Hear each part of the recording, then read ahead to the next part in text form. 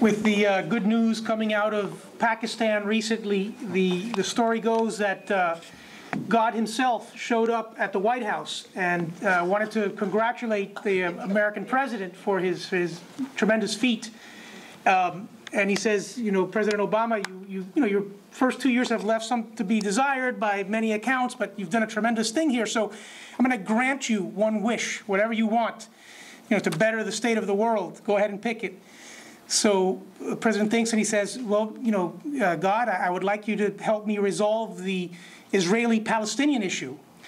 That would be a tremendous thing. And God says, it's complicated. I mean, Hamas and Fatah have now signed a temporary agreement, but you have the settlements, you have disputed land, they want to destroy Israel. I mean, it's very, very complicated.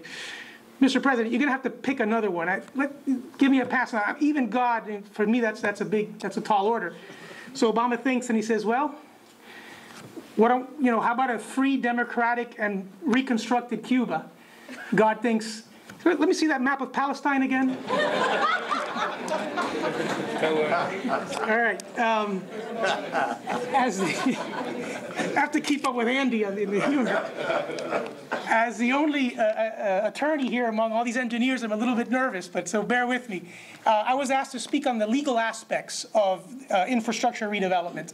And obviously, the legal aspect of that is as important as any of the other aspects.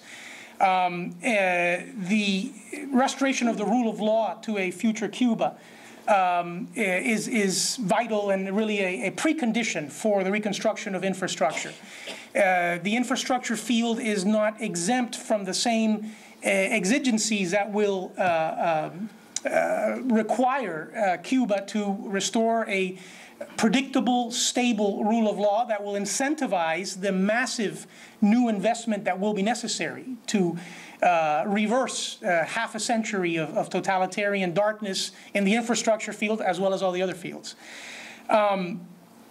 This will be a challenge, and not only do you need to attract that investment, but then you need to set up a level playing field that will encourage competition, will discourage illegal or unethical behavior, and will allow market forces to play a positive role in this reconstruction. One of the key, perhaps the key underpinning of this type of structure, some of you have heard me speak about this before, is property rights.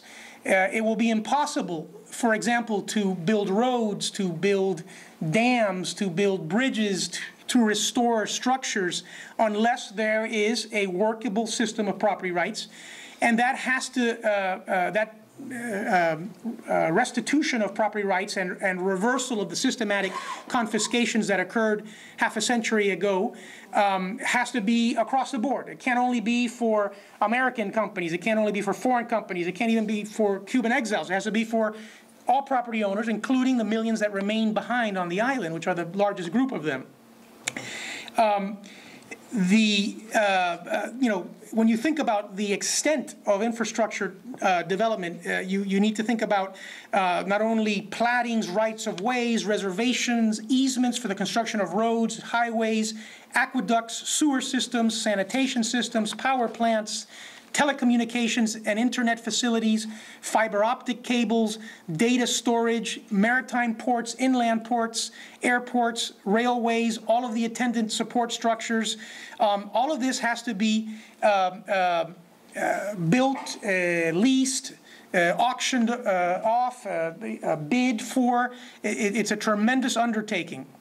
And there no doubt will be a role for public-private partnerships to magnify the scarce amount of resources and allow the Cuban government to work with the private sector to hasten the development of this infrastructure system as quickly and as effectively as possible.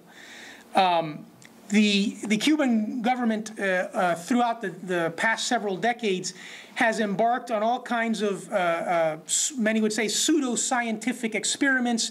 Rivers have been dammed, areas have been flooded, often without any scientific basis. But this creates materially altered properties that then you have to deal with. How do you, if you can't restitute those properties to their legitimate owners because they've been materially altered, i.e. flooded, et cetera, you're going to have to compensate them, find other properties to substitute for them in order to restore the rule of law in those areas.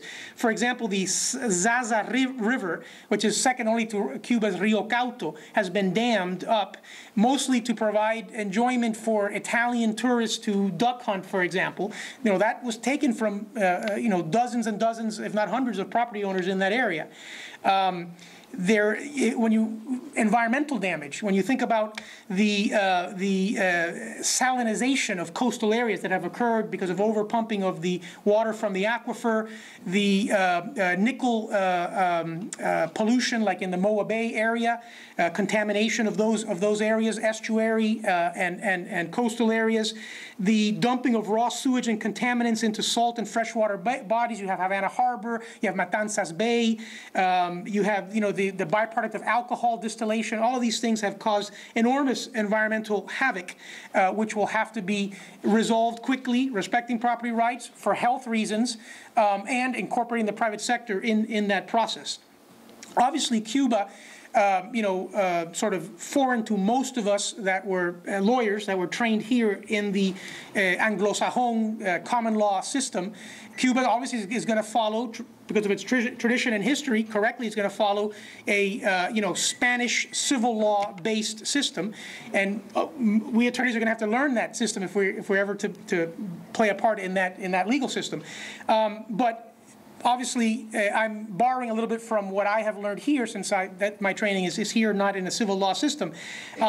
Cuba's culture of administrative corruption, which predates the Castro Revolution, has to be broken, has to be reversed. And this will, the government regulatory structure that is set up will help to do this. We have to have competitive bidding. We can't have, sole source, amiguismo, socialismo types of awards of big public projects. There has to be a transparent and intelligible regulatory framework. There has to be something akin to our Sunshine Law, which allows the public to witness the inner workings of government, which are not always pretty. What did Bismarck say about sausage making and legislation? The end product is sometimes good, but the process is ugly along the way. Public records laws are obviously subject to certain exceptions, attorney-client privilege, etc. Those types of reforms have to be implemented in a system consistent with Cuba's civil law background. So, in conclusion,